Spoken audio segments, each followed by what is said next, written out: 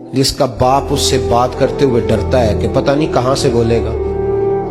बदनसीब नहीं वो बेटा जिसकी माँ उससे बात करते हुए सहम जाती है कि पता नहीं कौन सी बोली बोलेगा। बदनसीब नहीं कि माँ बाप भी जिससे खोल के बात ना कर सके। हजरत मालिक बिन दिनार से कहने लगा, अम्मा ने जब कहा ना शर्म कर, तो मुझे गुस्सा आया, मैंने माँ को थप्पड़ मारा और मेरी माँ जलते हुए तंदूर में गिरी। लोगों ने मुझे पकड़ के अंदर बंद कर दिया कमरे में। सारी रात मैं शोर सुनता रहा पर नशे में धोत रहा। सवेरे आंख खुली तो मेरी बीवी बैग बांध रही थी। मैंने कहा कहाँ जा रही हो? कहने लगी जो माँ का नहीं बना मेरा कैसे बनेगा। तो मैंने कहा मेरी अम्मा का वो तो लोगों ने रात को ही दफन कर दी जनाजा पढ़ के। तड़प के कहने लगा मुझे क्यों नहीं बताया? तो कहते हैं लोग कहने लगे तेरी मरती हुई माँ कह गई थी इसे मेरा मुंह ना देखने देना, मेरे जनाजे के करीब ना आए। हजरत मालिक बिन दिनार फरमाते हैं जब उसने ये बात सुनाई तो मैंने भी उसके मुंह पे थप्पड़ मारा। मैंने कहा तो इसी काबिल है। कहते हैं वो रोने लगा, हुजूर दुआ करे अल्लाह मुझसे राजी हो जाए। कहने लगा जब माँ की इंतकाल की खबर मिली तो मैंने कुल्हाड़ी लेके वो हाथ काट दिया जिससे माँ को मारा था। मैंने सारी जायदादें खिरात कर दी। 24 साल हो गए, 24 साल।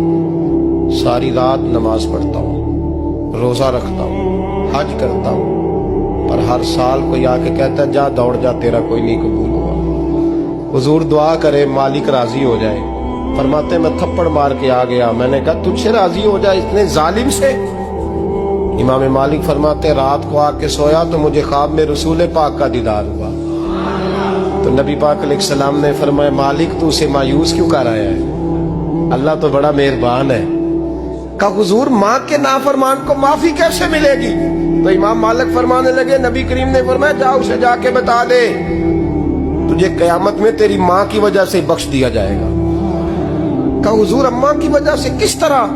तो महबूब फरमाने लगे इसकी माँ कयामत में इसके खिलाफ मुकदमा दायर करेगी रब करीम की अदालत में। ए अल्लाह मैंने 9 माह पेट में रखा, दर्द सह के इसे जना, जिगर का खून पिला के पाला और इसी ने मुझे कत्ल किया।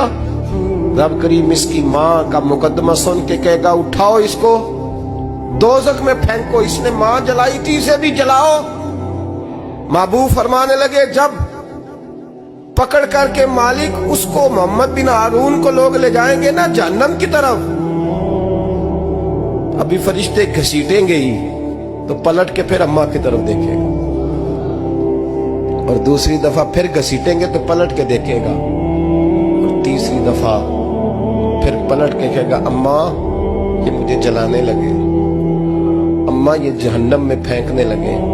मेरे हबीब फरमाने लगे वो जल के मरने वाली माँ वहां भी बोल पड़ेगी, कहेगी या अल्लाह चल मैंने माफ किया तू भी माफ कर दे।